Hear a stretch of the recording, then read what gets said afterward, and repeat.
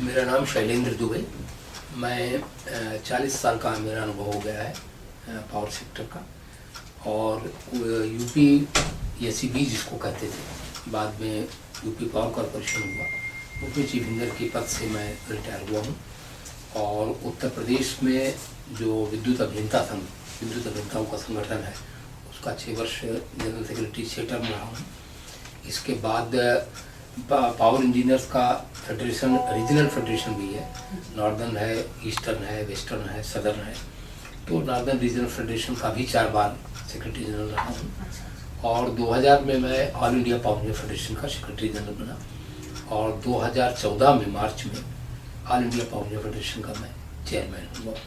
यह फेडरेशंस जो है बेसिकली इनका मुख्य उद्देश्य पावर सेक्टर किस तरीके से प्रॉस्पर कर सकता है, इंजीनियर्स की अपनी जो कम्युनिटी प्रॉब्लम्स हैं और जो सर्विस प्रॉब्लम्स हैं उन प्रॉब्लम्स को देखना, लेकिन बेसिक एम है कि how to prosper the power sector of the country. All India power engineer federation पूरे देश के करीब 80,000 बिजली इंजीनियरों का एकमात्र फेडरेशन है। अच्छा, नेशनल लेवल पर और कोई दूसरा नहीं? पावर इंजीनियर्स का नहीं, जो भी पावर इंजीनियर्स कंट्री में काम करते हैं गवर्नमेंट सेक्टर में, they are all are covered under all India power engineer federation. अच्छा सर, तो जैसे आपने बोला है कि सारे इंजीनियर्स का एकमात्र नेशनल लेवल का एक फेडरेशन है, एज एन इंजीनियर आपको पता है कि ये लूप होल्स हैं, लाइक ये कहा जाता है कि इंडिया में इतने ज़्यादा बिजली के तार हैं कि अगर वो सिर्फ कायदे से कर दिए जाए, खींच दिए जाए और चोरी बंद गए तो 70% पावर की प्रॉब्लम अपने आप सॉल्व हो जाएगी।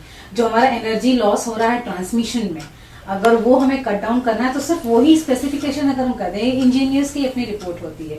तो इस तरह की चीज़ें आपको वहाँ पे जब आप काम कर रहे होंगे तो पता होगा, और ये आप अब फेडरेशन में हैं तो वो ज़्यादा अच्छे से रख पाते हैं या उठा सकते हैं। तो क्या उसमें एक जब आप रिपोर्ट बना के देते हैं उसको कंसिडर किया जाता है एज एन एक्सपर्ट, बिकॉज एक इंजीनियर एक्सपर्ट है, उसको पता है एक्चुअली, लेकिन जो आईएएस ऑफिसर है या जो पॉलिटिशियन हेड कर रहा है पूरी चीज़ को, वो उस चीज़ का एक्सपर्ट नहीं है। वो तो आपको इंजीनियर से पूछेगा अच्छा तो मुझे बताओ क्या रियलिटी है, but somewhere down the line वो रिपोर्ट दी जाती है पर वो कंसिडर नहीं होती है, वो कहीं ना कहीं ठंडे बस्ते में पड़ जाती है। तो वो जो गैप है वो कैसे इस तरह की फेडरेशन उठाते हैं आप? बिल्कुल ठीक कह रही हैं आप जी। यह है इस समय कंट्री में, कंट्री के लेवल पर अगर बात करें तो करीब 25% 26% एटीएनसी लॉसेस हैं जी। और जो नॉर्मली हमारे देश में बहुत बड़ा नेटवर्क है, एलटी लाइंस बहुत ज़्यादा है, एलटी लाइंस के होने की वजह से भी लॉसेस ज़्यादा होते हैं, but under any circumstances this not exceed 15%। तो कम से कम 10% इलेक्ट्रिसिटी या तो वेस्ट हो रही है या थेफ्ट हो रहा है इलेक्ट्रिसिटी का। ये बड़ी बहुत ही मेजर कंसर्न है।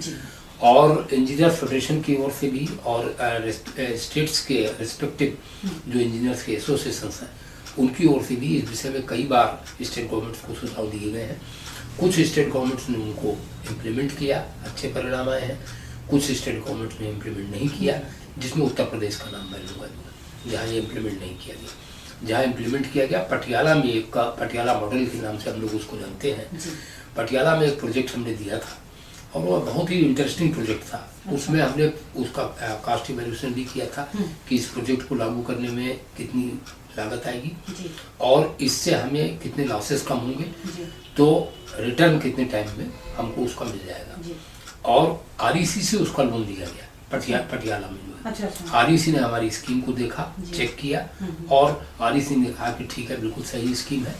स्कीम कुछ खास नहीं थी। स्कीम केवल यही थी कि मीटर्स जो कंज्यूमर्स के घरों में है उन मीटर्स को पोल पर माउंट कर दिया गया। अच्छा, बस जैसे मान लीजिए ये एक लेन है जी। जो जिस लेन में सबसे ज्यादा लॉसेस है, लॉसेस का मतलब सबसे ज्यादा चोरी हो रही है डेफिनेटली। लेन के उस साइड में डबल पोल लगा दिया गया और लेन के इस साइड में डबल पोल लगा दिया गया। और 100 घर है तो 50-50 घर दोनों साइड के उनका तार खींच के उनके मीटर उधर खंबे के ऊपर लगा दिए गए और 50-50 घरों के इधर खंबे के ऊपर लगा दिया गया। अब वो अगर बीच में कहीं टैपिंग करेंगे तो उनके मीटर में चढ़ रहा है।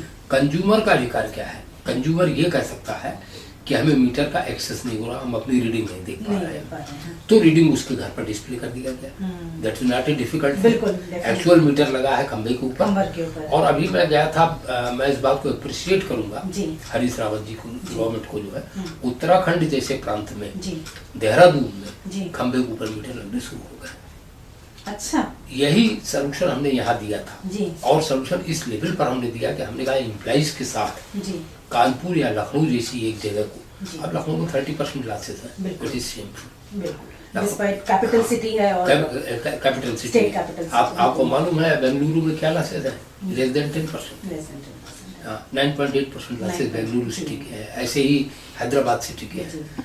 तो as compare to Bengaluru and Hyderabad, Lucknow में 30% लॉसेस है, तो केवल थेफ्ट है। Theft है। आपने कहा कि केवल आप हमें एक चार्ज दे दीजिए और इंटरवीन न करिए, हम पटियाला मॉडल को लागू करेंगे, कोई हाइट लेवल की टेक्निक भी इसमें लगाने की जरूरत नहीं, and losses will come down to 15%। 15%। तो अब उसी पटियाला मॉडल के आधार पर Punjab state power corporation limited ने आरईसी से लोन लिया हुआ है to implement the same scheme in rural areas also and in other districts also. तो सबको पता है, देखिए हम करंट से ही जान जाते हैं कि चोरी हो रही, बिजली की नहीं हो रही, सब स्टेशन पर बैठा हुआ मामूली सा ऑपरेटर जानता है, एवरीबॉडी नोज किस एरिया में चोरी हो रही है। मैं एक और एग्जांपल आपको दूंगा, महाराष्ट्र का एक उदाहरण है जिसकी जितनी प्रशंसा की जाए उतनी कम है। महाराष्ट्र सरकार ने मार्च 2013 में एक ऑर्डर इम्प्लीमेंट किया और उन्होंने कहा कि 24 घंटे सप्लाई उन एरियाज में दी जाएगी जहां एटीएनसी लॉसेस 15% या उससे कम हो गए। अच्छा। मतलब 24 घंटे सप्लाई देने का क्राइटेरिया होगा, वह लॉसेस होंगे, और जहां 15 से 18% लॉसेस होंगे वहां 22 घंटे बिजली देंगे एंड सो ऑन। वहाँ के deputy chief minister power minister थे जो है अजीत पवार जो है, वह अपनी कॉन्स्टिट्यूंसी में गए, उनकी कॉन्स्टिट्यूंसी के लोगों ने कहा कि दादा यहाँ बिजली नहीं मिल रही है। उन्होंने कहा आपकी ये गवर्नमेंट का डिसीजन हो गया है, अगर बिजली 24 घंटे चाहिए तो 15% लॉसेस करिए। यहाँ मालूम है उत्तर प्रदेश में 24 घंटे किन लोगों को बिजली मिल रही है? उत्तर प्रदेश में 24 घंटे बिजली मिलती है इटावा में, और इटावा के उस क्षेत्र में जहाँ 24 घंटे बिजली मिलती है, पावर कारपोरेशन के रिकॉर्ड के अनुसार लॉसेस 75%। कन्नौज में 24 घंटे बिजली मिलती है, लॉसेज आर 71%। रामपुर में 24 घंटे बिजली मिलती है, लॉसेज आर मोर देन 60%। तो यहाँ जहाँ सबसे ज्यादा लॉसेज है, लॉसेज मीन्स थेफ्ट। आपको मालूम है 75% लॉसेज का मतलब क्या होता है? बहुत ह्यूज है, मतलब यानी out of 4 only 1 consumer is paying, 3 consumers are taking electricity without any payment. तो इसलिए मैं कहता हूँ कि बिजली का मामला जो है, इलेक्ट्रिसिटी का मामला, इस पर वोट और नोट की राजनीति हो रही है, और जब तक वोट और नोट की राजनीति से ऊपर नहीं उठेगी तब तक पावर सेक्टर में। सर ये तो लाइक आप एज एन एक्सपर्ट आपने अंदर भी काम किया, आप इस फेडरेशन से जुड़े हुए हैं इतने लंबे से, आप चेयरमैन के तौर पे, लेकिन अगर एक आम आदमी को समझना हो, उसको ये पता है कि लोड शेडिंग हो रही है, उसको ये पता है उसके घर में लाइट नहीं आ रही, और लाइट नहीं आने की वजह से वो टीवी नहीं देख पा रहा है या उसका बच्चा नहीं पढ़ पा रहा है, वो दिक्कत है, उसको समझ में नहीं आता कि क्या गैप है या शायद तार सही कर लें। आम आदमी को ये लगता है कि अभी मायावती की सरकार थी तो सहारनपुर में 24 घंटे बिजली मिल रही थी, बदरापुर में 24 घंटे बिजली मिल रही थी, अभी मुलायम सिंह की सरकार आ गई तो इटावा में, कन्नौज में, रामपुर में 24 घंटे बिजली मिल रही है। फिर उसके बाद जो है एक नई दिशा देने के नाम पर केंद्र में नई सरकार आई, लेकिन नई सरकार के आते ही वाराणसी के एक विधायक ने यहाँ अमर अनशन शुरू कर दिया कि वाराणसी में 24 घंटे बिजली मिलनी चाहिए। तो आम आदमी को तो ये लगता है कि जहाँ से वीआईपी कैंडिडेट जीत के आता है या जिनकी सरकार होती है वहाँ 24 घंटे बिजली मिलती है। इसलिए मैंने अभी भी कहा कि बिजली को लेकर जब तक वोट और नोट की राजनीति बंद नहीं होगी। अब बिजली को लेकर हालात क्या है? कहा गया पावर टू ऑल बाई 2012 निकल गया। आज भी देश में 40 करोड़ लोगों के पास बिजली नहीं है। जिनके पास बिजली है, 40 करोड़ लोगों के पास तो एक्सेस ही नहीं है बिजली का। जिनके पास बिजली है उनको भी कितने घंटे बिजली मिलती है यह अपने आप में स्पष्ट है। अगर बिजली की सप्लाई की सिचुएशन पर, उसके पोजीशन पर नजर डाली जाए, देश के बिजली घरों की स्थिति क्या है?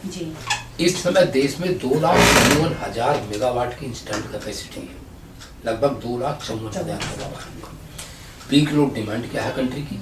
पीक लोड डिमांड किसी भी परिस्थिति में 1,39,000 1,40,000 मेगावाट से आगे नहीं जा रही है। लगभग 1 लाख मेगावाट के पावर प्लांट्स बंद पड़े हैं। 50,000 से 70,000 मेगावाट के पावर प्लांट कंट्री में बंद पड़े हुए हैं due to fuel crisis. Basically किस फ्यूल पर चलते हैं, या तो कोल बेस्ड है या नेचुरल गैस पर। तो इन पावर प्लांट्स में कई लाख करोड़ रुपए का इन्वेस्टमेंट है, चाहे वो पब्लिक सेक्टर के हैं चाहे प्राइवेट सेक्टर के हैं।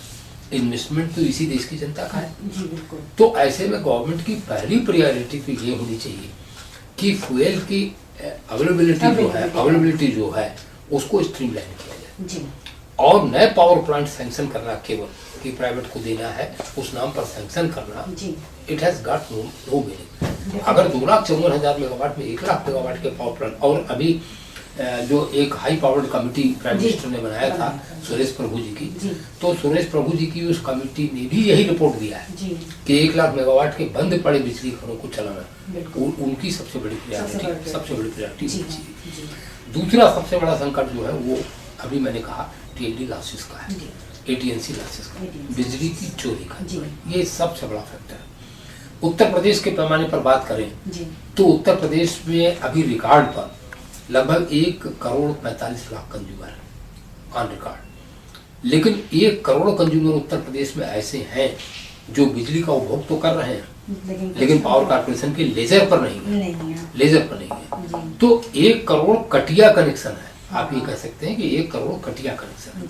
तो उत्तर प्रदेश जैसी जगह पर सबको लेजर पर लाए, सबको कनेक्शन दें, इसके लिए नियम कानून के बंधन से हट के, जैसे हम किसी को अगर कटिया लगाए देखते हैं तो उस पर पेनल्टी करेंगे, फाइन करेंगे, ये सब कुछ नहीं करना चाहिए। बिल्कुल। हम लोगों ने कई बार सुझाव दिया है कि जो कटिया लेके बिजली चला रहा है उसको आप रेगुलर कनेक्शन दे दीजिए, पिछला भूल जाएंगे, जो हो गया हो गया। आज से रेगुलर कनेक्शन दे दीजिए, कम से कम आज से तो पैसा मिलना शुरू होगा। तो ये 1 करोड़ कंज्यूमर्स जो हैं, इनको अगर 1 साल में पावर कॉर्पोरेशन लेजर पर ले आए तो इससे ही बहुत लॉसेस, टीएनडी के लॉसेस कम होंगे।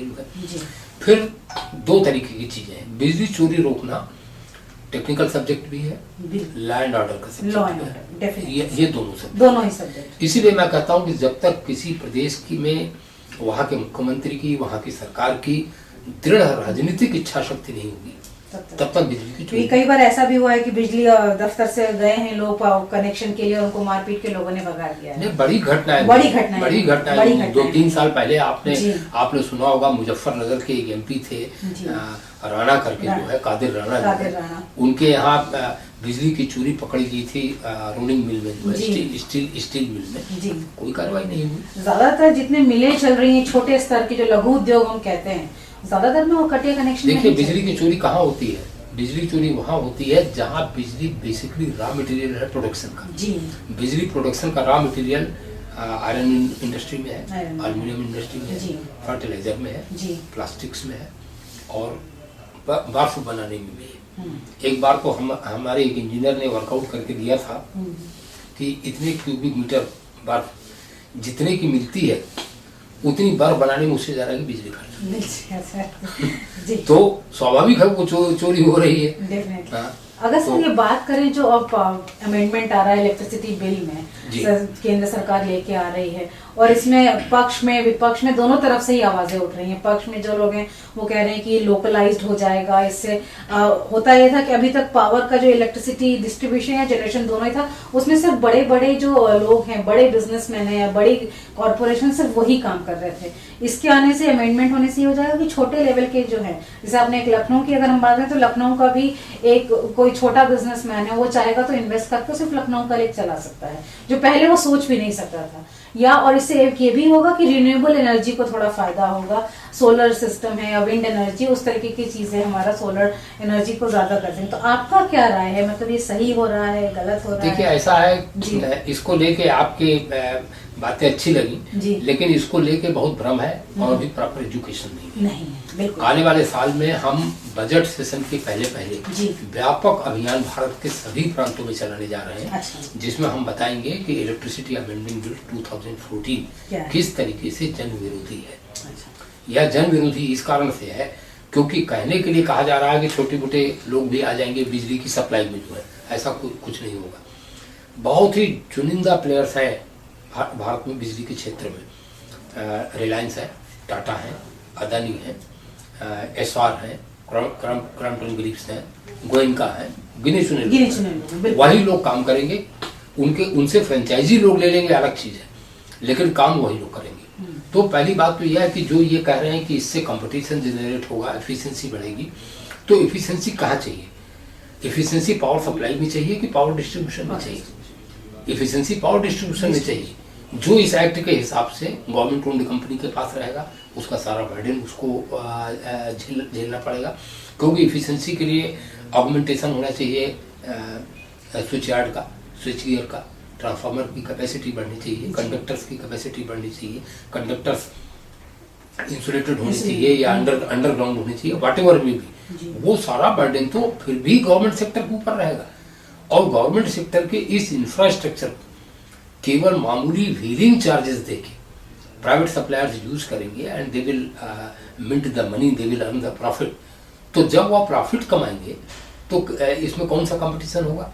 हाँ, कंपटीशन होगा, प्रॉफिट मेकर्स के बीच में कंपटीशन होगा, कौन ज्यादा प्रॉफिट का उनके बीच में होगा, but it is not going to be transfer to the common man, common consumers. जैसे उत्तर प्रदेश की बात करें तो यूपी में अभी बिजली के खंभे तक जो कॉस्ट ऑफ सर्विस है वो 7 रुपए 5 पैसे पर यूनिट है। अब सवाल ये है कि वहां पर खंभे पर जो बिजली पावर सप्लायर्स को, मल्टीपल सप्लायर्स को जो दी जाएगी वो 7 रुपए 5 पैसे से कम की दी जाएगी। Then state distribution companies discounts will become commercially unviable, और अगर उससे ज़्यादा दाम पर दी जाएगी तो ये बर्डन जनता के ऊपर जाने वाला है। कंपनी एक्ट के अनुसार कम से कम 16% का तो मिनिमम प्रॉफिट पावर सप्लायर्स लेंगे जो है। तो यह एक गिमिक है जो देखिए इलेक्ट्रिसिटी एक्ट 2003 इसीलिए लाया गया था to unbundle the state electricity boards. Unbundle किए गए, 2 जगह एक्सपेरिमेंट हुआ, दिल्ली में और उड़ीसा में, दोनों जगह वो एक्सपेरिमेंट कामयाब नहीं रहा। फिर अगले स्टेप में फ्रेंचाइजी किया गया, भिवंडी में, जलगांव में, नागपुर में, औरंगाबाद में, आगरा में।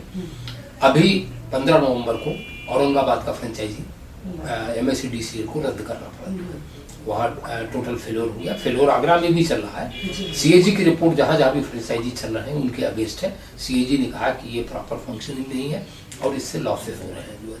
अब ये थर्ड स्टेप लाया जा रहा है to privatise the power supply. मैं एक बात बहुत विनम्रतापूर्वक कहना चाहता हूँ, मैंने केंद्रीय विद्युत मंत्री माननीय पीयूष गोयल जी से भी कहा, हम लोग के 8 दिसंबर को दिल्ली में प्रदर्शन था, तब उन्होंने वार्ता के लिए बुलाया था। मैंने उनको भी कहा कि नंबर 1 तो कंपटीशन स्कैर्सिटी में नहीं होता, हाँ, स्कैर्सिटी में ब्लैक मार्केट होता है, कंपटीशन सरप्लस में होता है। तो देश में सरप्लस कहाँ है? इलेक्ट्रिसिटी के फील्ड में स्कैर्सिटी है, तो यहाँ तो ब्लैक मार्केटिंग होगी। दूसरी बात जो मेरा कहना है, चेरी पिकिंग होगी, क्योंकि जो सप्लायर्स आएंगे प्राइवेट सप्लायर्स, वो सप्लायर कई तरीके के कैटेगरी है कंज्यूमर्स की। कुछ ऐसे कंज्यूमर्स हैं जो 300 यूनिट से ज़्यादा का बिजली का उपभोग करेंगे, तो 300 यूनिट से ऊपर बिजली के रेट ज़्यादा है। कुछ ऐसे कंज्यूमर हैं जो BPL है, उनके रेट बिल्कुल डिफरेंट है। कुछ ऐसे कंज्यूमर्स भी होंगे कुछ एरियाज जो ट्यूबवेल के लिए पावर का इस्तेमाल करेंगे। तो जो BPL कंज्यूमर्स हैं या जो 100-150 यूनिट तक यूज़ करने वाले हैं या जो फार्मर्स हैं, उनको तो कोई प्राइवेट कंपनी पावर सप्लाई करना पसंद नहीं करेगी। तो उसके लिए वो कह रहे हैं कि हमने अमेंडमेंट बिल में यह प्रोविजन कर दिया है कि उनको गवर्नमेंट कंपनी पावर सप्लाई करेगी। Once I asked a question, स्वर्गीय YS राजशेखर रेड्डी जी मेरे साथ थे मंच पर जो है, तो मैंने उनसे पूछा, मेरे साथ ही बैठे हुए थे, मैंने उनसे कहा कि आपने प्रॉमिस किया था कि आंध्र प्रदेश में आपकी सरकार बनेगी तो आप फार्मर्स को फ्री इलेक्ट्रिसिटी देंगे, and you have done it. तो वो बहुत खुश हुए, उन्होंने कहा कि हाँ, मैंने अपना प्रॉमिस पहले दिन पूरा कर दिया। मैंने उनसे पूछा कि भाई देवे, आप अन्यथा ना लें, आपसे एक प्रश्न पूछूं कि इफ फ्री इलेक्ट्रिसिटी और cheaper electricity is a requirement for the farmers in India, then who will supply it? Tatas, Reliance, Goenkas. Then he said, why they will supply? We will supply, only government will supply. तो अगर केवल सरकार ही दे सकती है, देश की इस जरूरत को पूरा कर सकती है, तो मल्टीपल सप्लायर किसके लिए लाए जा रहे हैं? मल्टीपल सप्लायर मुनाफे के लिए लाए जा रहे हैं, मल्टीपल सप्लायर बड़े कंज्यूमर्स के लिए लाए जा रहे हैं। It has nothing to do with the common man. So multiple supplier से मतलब बिल्कुल सीधे तौर पर आपका यही कहना है कि सिर्फ एक 300 यूनिट से ऊपर या एक खास इकोनॉमिक सेक्शन को ही फायदा होगा। डेफिनेटली। और जो मेजॉरिटी है वो जो है उसमें फिर वही नहीं, वो तो कह रहे हैं उनको उसके बिल में लिखा हुआ है कि गवर्नमेंट कंपनी सप्लाई करेगी, then state discount will become commercially unviable. मैं आपके चैनल के माध्यम से स्वागत करना चाहता हूँ तमिलनाडु के मुख्यमंत्री का, पन्नीर सेल्वम जी का। कल उन्होंने बयान दिया है, आज के पेपर्स में आया है, और उन्होंने कहा कि अरबों खरबों रुपए की ये जो डिस्काउंट्स की प्रॉपर्टीज हैं या कौड़ियों के दाम इस्तेमाल करने के लिए दी जा रही हैं निजी घरानों को, और उन्होंने कहा हमारी पार्टी इसका पार्लियामेंट में विरोध करेगी। मैं उसका स्वागत करता हूं, और यह भी मैं बताना चाहता हूं कि आने वाले साल में देश के तमाम मुख्यमंत्रियों को पत्र लिख के भी, उनसे व्यक्तिगत मुलाकात करके भी मैं सभी राजनीतिक दलों से इस बात का अनुरोध करूंगा कि इस बिल का विरोध करें। स्टैंडिंग कमेटी में भी गया हुआ है, कम से कम इस पर नेशनल डिबेट होनी चाहिए। सर चलते चलते एक बात, सिर्फ अगर अफोर्डेबल रेट में कॉमन मैन को अगर बिजली मिलनी है, उन तक पहुंचानी है, सबसे सही तरीका क्या है? अगर ये जो इलेक्ट्रिसिटी अमेंडमेंट बिल आप कह रहे हैं कि इससे एक खास तबके को फायदा होगा, कंपटीशन स्कार्सिटी में नहीं होता, जो अपने आप में बहुत जायज बात है, तो क्या वो एक तरीका हो सकता है? क्या आपका वो एक सुझाव है या दो सुझाव जो आपको लगता है कि अगर ऐसा किया जाए तो कॉमन मैन को बिजली सबसे बड़ी जरूरत है आज की तारीख में, वो उसको अफोर्डेबल रेट में उसके बिना किसी तरह का उसके ऊपर मेंटल प्रेशर डाले? क्योंकि बिजली का जब बिल बढ़ता है तो अपने आप इंसान प्रेशर में आता है। देखिए, आपका प्रश्न बहुत अच्छा प्रश्न है जी। मैं ये कहना चाहूंगा कि पहले देश की सरकारों को, और चाहे वो केंद्र की हो चाहे राज्य की सरकारें हो, उनको यह तय करना पड़ेगा कि whether electricity is a commodity और electricity is a service. If electricity is a commodity then commercialise it, don't talk about it, फिर इसकी बात मत करिए। If electricity is a service, तो तय करना पड़ेगा कि यह सर्विस ग्रामीण क्षेत्र के लोगों को कैसे मिलेगी, जो बिलो पॉवर्टी लाइन है उनको कैसे मिलेगी, इंडस्ट्रीज को कैसे मिलेगी, क्योंकि सेम इलेक्ट्रिसिटी, आप देखिए बिजली वही है, लेकिन इंडस्ट्रियल कंज्यूमर का अलग टैरिफ है, कमर्शियल कंज्यूमर का अलग टैरिफ है, डोमेस्टिक का अलग टैरिफ है। सेम इलेक्ट्रिसिटी के लिए डोमेस्टिक का सर्टेन यूनिट्स के बाद अलग टैरिफ है, इलेक्ट्रिसिटी इज सेम। तो इसलिए मेरा ये कहना है कि सस्ती दर पर अगर हम लोगों को बिजली देना चाहते हैं, तो पहली बात तो इसको घाटे मुनाफे से न देख के यह देखना पड़ेगा कि बिजली सर्विस का sector, it is not only commodity, it is A sector of service. और उसके हिसाब से अगर हम काम करेंगे तो मैं आपको एक सुझाव दे रहा हूं, आपके चैनल के माध्यम से हुआ जाएगा तो मुझे अच्छा लगेगा। अल्ट्रा मेगा पावर प्रोजेक्ट्स की एक थीम यूपीए गवर्नमेंट के समय में आई थी। अल्ट्रा मेगा पावर प्रोजेक्ट्स यानी कम से कम 4000 मेगावाट के प्रोजेक्ट। इनका एडवांटेज क्या है? कोयले की ढुलाई में कोयले की जितनी कास्ट होती है उससे ज्यादा लागत आ जाती है कोयले की ढुलाई में। तो अल्ट्रा मेगा पावर प्रोजेक्ट जो प्लान किए गए वो सब कोल पिट हेड पर प्लान किए गए, यानी कोयले की ढुलाई जीरो हो गई। मेरी गो राउंड सिस्टम है, उसी कोल माइन से ट्रेन निकलती है और ऐसे पटरी पर घूमती जाती है, डिब्बे नीचे से खुल जाते हैं, कोयला वहीं गिर जाता है, अनलोडिंग पर भी कोई पेमेंट, कोई खर्चा नहीं करना पड़ता। मेरा सुझाव यह है कि भारत में 4-5 ग्रिड है, वैसे तो एक नॉर्थ ईस्ट का है, मैं नॉर्थ ईस्ट की भी बात नहीं कर रहा हूँ, लेकिन 4 ग्रिड जो है, northern grid, southern grid, eastern grid और वेस्टर्न, चारों ग्रिड में गवर्नमेंट ऑफ इंडिया एक अल्ट्रा मेगा पावर प्रोजेक्ट ऐसे स्वीकृत करे जिनकी पूरी की पूरी बिजली सब्सिडाइज्ड रेट पर बिलो पॉवर्टी लाइन और फार्म सेक्टर को दी जाए जी। इससे बहुत तो सारे देश में 4-4 हजार मेगावाट बिजली कम से कम गरीब लोगों के लिए उपलब्ध होगी। हाँ, तो यही सब्सिडी इंसेंटिव के नाम पर, जिसको जब कॉर्पोरेट हाउस को दिया जाता है तो वो इंसेंटिव करते हैं, तो जो कॉर्पोरेट हाउस को इंसेंटिव दे रहे हैं उसका एक अंश मैं कह रहा हूँ सब्सिडी के नाम पर 4 यूएमपीपी डेवलप किए जाए जो 4 साल में बन जाएंगे, और चारों रीजन में उन यूएमपीपी की बिजली एक्सक्लूसिवली फार्म सेक्टर को अवेलेबल दिलाएंगे। जी बिल्कुल। तो ये इससे क्या ये ऐसा हो सकता है कि यूएमपीपी का निर्माण अगर बिजली ये अमेंडमेंट बिल ला रहे हैं, दोनों चीजें साथ में भी गवर्नमेंट कर सकती है, क्या ये पॉसिबल?